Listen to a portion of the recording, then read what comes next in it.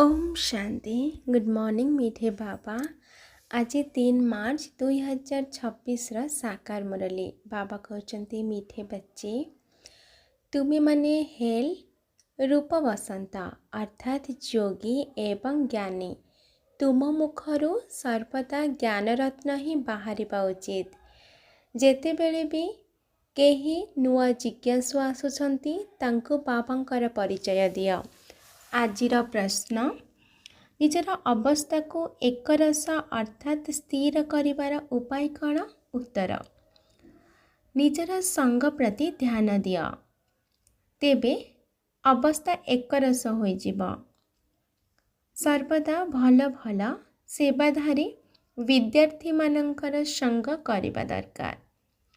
जदि केही ज्ञान एवं जोग व्यतीत अन्य कौनसी ओलोटा कथबार्ता करुछंती मुखरु रत्न बदल रे पत्थर बाहर करुछंती तेबे सेमानंक संगरु सर्वदा सावधान रहबा दरकार। आजिर गीत रात के राहे थक मत जाना। ओम शांति। धारणा पाई मुख्य सार 1 नंबर सेंसिबल अर्थात ज्ञानवान होई समस्तंको बाबांकर परिचय देबाकु हेबा।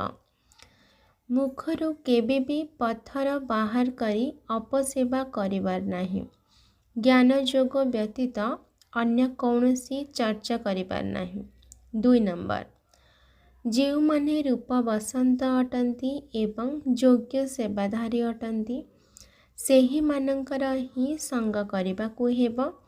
जेउ माने ओलटा सीधा कथा सुनाउछंती सेमानंक संग करिबार नाही। आजिर वरदान ज्ञान आधार रे रावणर बहु रूप को जानी तार आकर्षण ठारू मुक्त रहुथिबा शक्तिशाली आत्मा हुआ। जेउ पिला माने ज्ञान आधार रे रावणर बहु रूप को भल भावरे जानिछंती सेमानंक आगरे से निकटकू मध्य आसी परिबो नाही। जदि से सुनार बा हीरार रूप मध्य धारण करिनेउ किंतु एमाने तार आकर्षण रे आसीबे नाही। एहीपरि प्रकृत सीता होई मर्यादार सीमा रेखा मध्य रे रहिबार लक्ष्य रखी शक्तिशाली आत्मा हुआ जहा द्वारा रावणर अनेक प्रकारर सेना तुम उपरे आक्रमण करिबा परिवर्ते तुमर सहयोगी होई जिबे।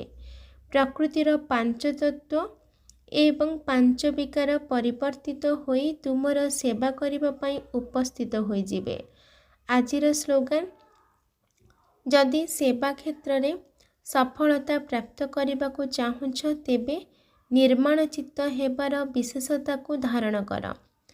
आजिर अव्यक्त इशारा निश्चयर मूलदुआ को मजबूत करी सर्वदा निर्भय एवं निश्चिंत रुह। विजयी हेबार मूलदुआ हेला निश्चय। जदि एही मूलदुआ मजबूत थिबो तेबे ब्राह्मण जीवन रूपी भवन केबे भी हलचल होई परिबो नाही। तेणु सर्वदा निश्चिंत स्थिति रे रहिबो। जदि मूलदुआ दुर्बल हेबो तेबे छोटिया तोफानटिया आसिले बा टिकिए भूमिकंप हेले भय लागिबो जे मोर एही भवनटी टळी पड़िबो नाही तो बा फाटी जिबो नाही तो। तेणु निश्चयर मूलदुआ जदि मजबूत थिबो तेबे निर्भय एवं निश्चिंत रहिबो। अच्छा आजिर याद प्यार मीठे मीठे सिकिलाधे संतान मानंक प्रति माता पिता बाप दादांकर मधुर स्नेह संपन्न शुभेच्छा एवं सुप्रभात। आत्मिक पितांकर आत्मिक संतान मानंको नमस्ते। आत्मिक संतानंकर आत्मिक माता पिता बाप दादांको याद प्यार नमस्ते नमस्ते नमस्ते। शुक्रिया बाबा शुक्रिया। अच्छा ओम शांति।